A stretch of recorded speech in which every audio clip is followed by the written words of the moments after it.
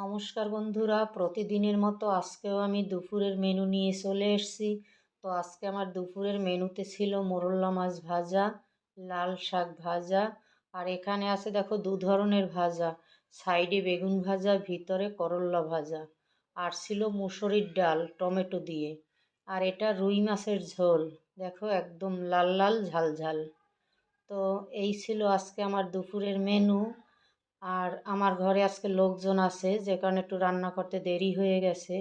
আর এদিকে দেখো ভাত হয়ে গেছে, ভাতটা আগেই করে নিয়েছি, আর এখন সবাইকে আমি খেতে দেব। তো দেখো বন্ধুরা, আমাদের ঘরে লোকজন আসছে, লোকজন বলতে দেওর হয় আমার, বিহার থেকে আসছে। ও মাঝে মাঝে আসে, ওদের ঘর আছে আমাদের পাশেই ওদের ঘর। আর এই দাদাটাকে ও নিয়ে এসছে সাথে করে বিহার থেকে। আর এ তো আমার কর্তাবাবু, তোমরা সবাই জানো। সবাইকে খেতে দিয়েছি দুপুরের খাবার।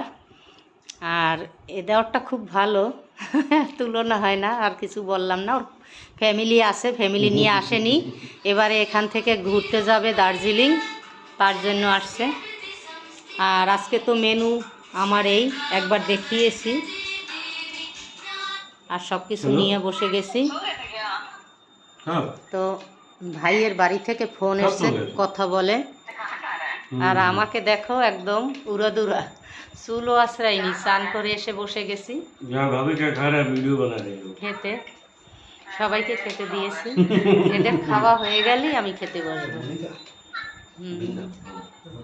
আচ্ছা, তাইলে আবার আসবো পরবর্তী ভিডিও নিয়ে। তোমরা ভালো থেকো। সায়নটা নেই, সায়নটা আছে ডিউটিতে, এই জন্য একটু খারাপ লাগছে।